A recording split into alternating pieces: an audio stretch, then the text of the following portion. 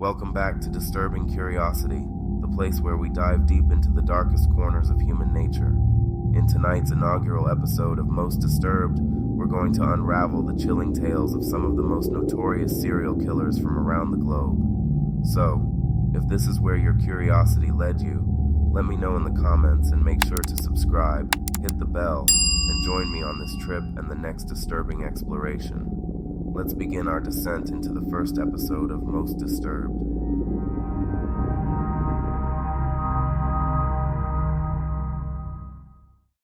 Wang Chang, born in 1975, had a challenging upbringing in the small village of Kaiyuan, Liaoning Province, China. His childhood was marred by a turbulent family environment, primarily due to his father's abusive behavior. His father, addicted to alcohol and gambling, was both physically and mentally abusive towards his family.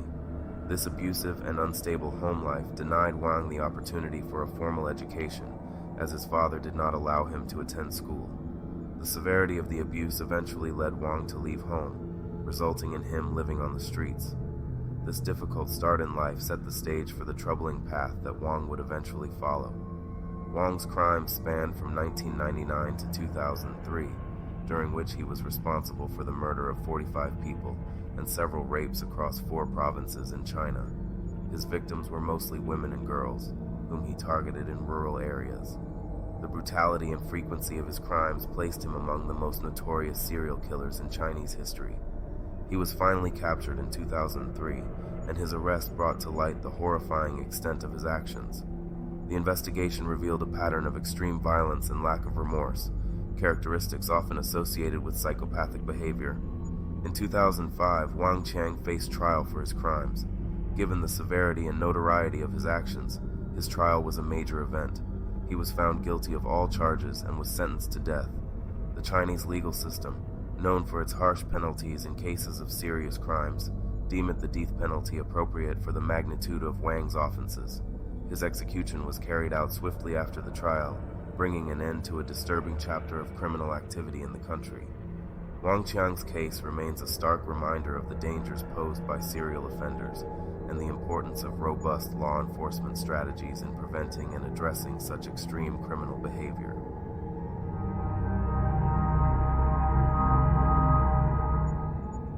The In-Law from Hell. Ronald Lee Haskell Jr., born on August 26, 1980, was identified as the sole suspect in a tragic shooting incident. He grew up in San Marcos, California. He later moved to Eagle River, Alaska, until 2004, when he finished high school. Known for his lively personality, he was voted class clown and prom king. Professionally, he worked as a parcel delivery driver for a service contracted with FedEx, leaving the job in January of the year of the incident. Haskell had a history with domestic violence long before the incident. In June 2008, he faced charges of domestic violence and simple assault after an incident involving his wife. He pleaded guilty to simple assault and not guilty to domestic violence. The charges were dismissed following a plea deal. In July 2013, Melanie Lyon filed a protective order against him, which was later dismissed in October when they agreed to mutual restraining orders as part of their divorce and custody arrangements for their 4 children. A week before the heartbreaking incident, Haskell's mother, Carla Jean Haskell, sought a restraining order against him following a severe altercation, during which he allegedly restrained and threatened her. On July 9, 2014, he disguised himself as a FedEx delivery driver to gain entry into the home of his former in-laws. In a devastating act of violence, he kicked in the front door, tied up all 7 people in the home, including 4 children, and shot them one by one execution style. The lone survivor was his 15-year-old niece. Despite being shot, she survived and was able to contact authorities, leading to Haskell's arrest after a prolonged standoff with the police. On the morning of July 10, 2014, Ronald Haskell was charged with 6 counts of capital murder by the Harris County Sheriff's Office. Held without bond, he made his first court appearance the following day, July 11th. During this appearance, Haskell exhibited physical distress. He began shaking and collapsed twice for reasons that were not clear, necessitating his removal from the courtroom in a wheelchair. His trial eventually commenced in August 2019. On September 26, 2019, he was found guilty 6 counts of capital murder. Subsequently, on October 11th, Haskell was sentenced to death by lethal injection. As of the last known reports, he is on death row at the Allen B. Polunsky unit near Livingston, Texas, awaiting execution. This conclusion marked the end of a lengthy legal process, following one of the most tragic family shooting incidents in recent memory.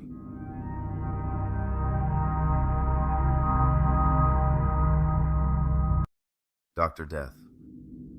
Born on January 14, 1946 in Nottingham, England, Harold Shipman graduated from Leeds University Medical School in 1970 and began practicing as a doctor.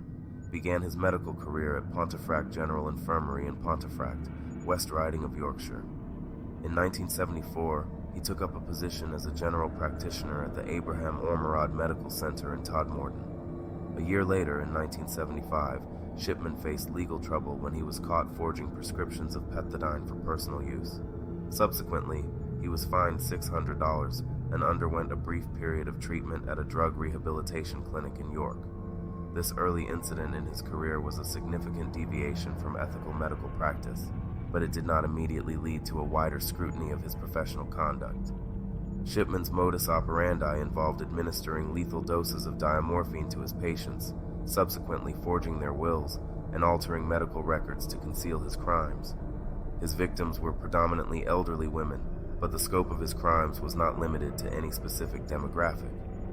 In March 1998, Dr. Linda Reynolds of the Brook Surgery in Hyde raised alarms about the unusually high death rate among patients of Shipman. She was particularly concerned about the high number of cremation forms for elderly women that Shipman had requested her to countersign. These concerns were brought to the attention of John Pollard, the coroner for the South Manchester District. However, an initial police investigation, which concluded on April 17, 1998, failed to find sufficient evidence to press charges.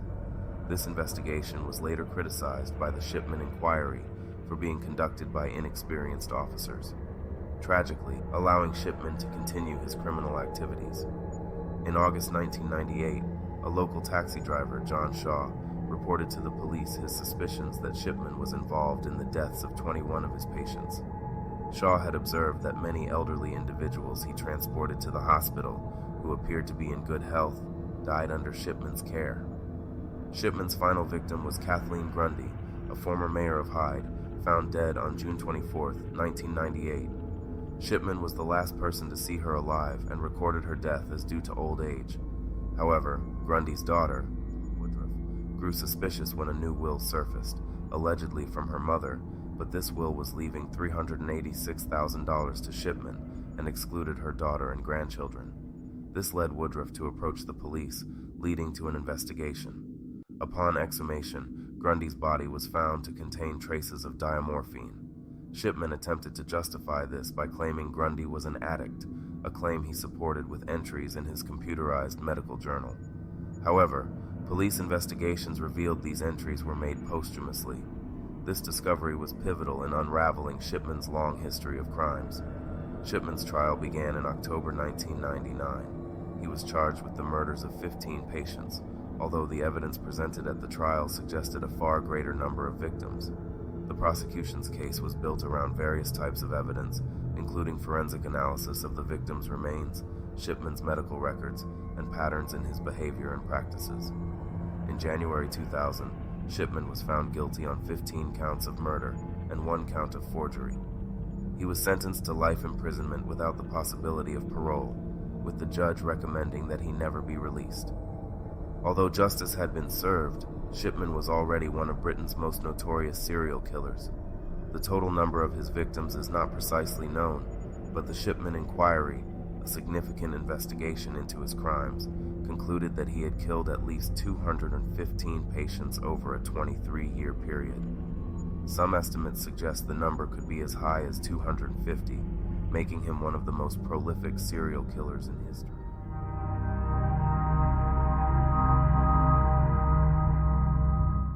As we reach the end of our first journey into the abyss of the human mind, I want to thank you for joining me here on Disturbing Curiosity. In today's episode of Most Disturbed, we've only begun to scratch the surface of the complex and frightening world of serial killers. Don't forget to like, comment, and share your thoughts. If today's episode has intrigued you and you're brave enough to delve deeper, make sure to subscribe and hit the notification bell. We have many more chilling tales to share in this series and our other series on this channel, with fresh uploads every Tuesday, Thursday, and Saturday at 8 p.m. sharp. Stay safe, stay curious, and stay disturbed.